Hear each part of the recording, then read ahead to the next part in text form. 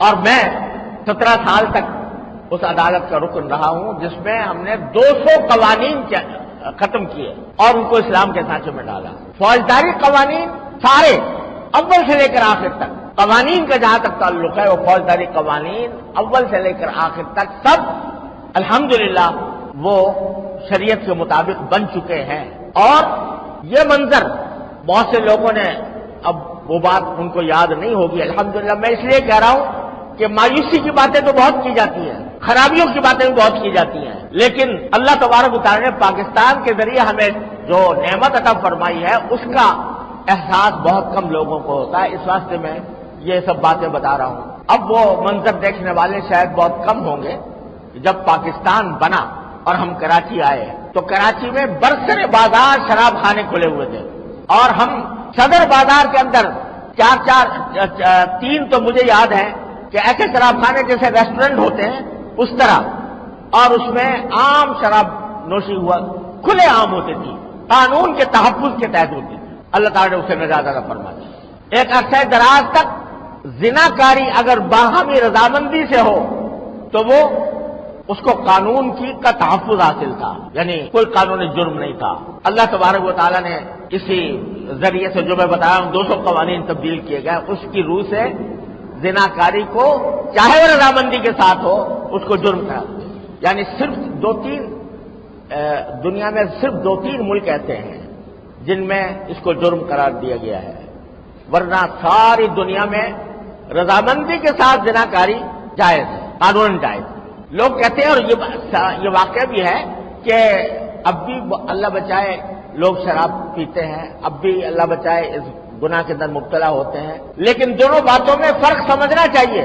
پہلے وہ شرابیں پی جاتی تھی قانون کی چھتری کے نیچے اور پورے قانون کے تحفظ کے ساتھ کھلے عام ریسٹورنٹ کے اندر جس طرح ہوتے ہیں وہاں جا کے چائے پی جاتی ہے، اسی طریقے سے شرابیں پی جاتی تھی. لیکن اب چوری چھپے کرتے ہیں، تو چوری چھپے کرنے میں اور قانون کے تحفظ کے تحت کرنے میں زمین و آسمان کا فرق ہے. اسی طرح اللہ بچائے شیطان تو ہر جگہ موجود ہے اور وہ چوری چھپے بدکاری کے واقعات بھی یقیناً پیش آتے ہیں، لیکن ان کو قانون کا اگر وہ قانون کے دائرے میں آ جائیں تو وہ پکڑے جائیں گے. اور ہم نے عدالت میں رہتے ہوئے یہ سارے اس قسم کے کیسز کیے ہیں اور انہیں قوانین کو تبدیل کیا ہے. تو ایسا نہیں ہے جو عام طور سے یہ پروپیگنڈا کیا جاتا ہے پاکستان کے مخالفین کی طرف سے کہ یہاں کچھ نہیں ہوا، ایسا نہیں ہے. الحمدللہ کچھ نہ کچھ پیش رفت ہوئی ہے.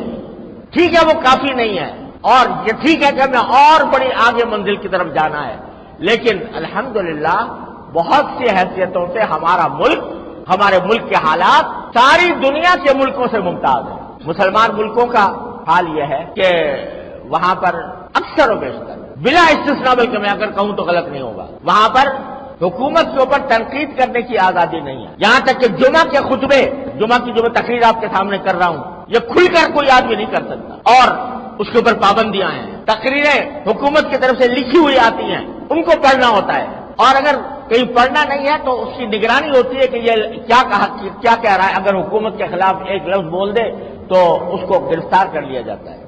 میں اس لیے کہتا ہوں کہ الحمدللہ جتنی مذہبی آزادی اور دینی آزادی ہمارے ملک میں ہے یہ دنیا کے کسی اسلامی ملک میں نہیں. جتنی مسجدیں الحمدللہ ہمارے ہاں آباد ہیں سعودی عرب کو چھوڑ کر باقی کسی مسلمان ملک میں اتنی مسجدیں آباد نہیں ملیں گی. جتنے دینی مدارس اور تعلیم گاہیں الحمدللہ ہمارے ہاں ہیں وہ دنیا کے کسی ملک میں نہیں ہیں.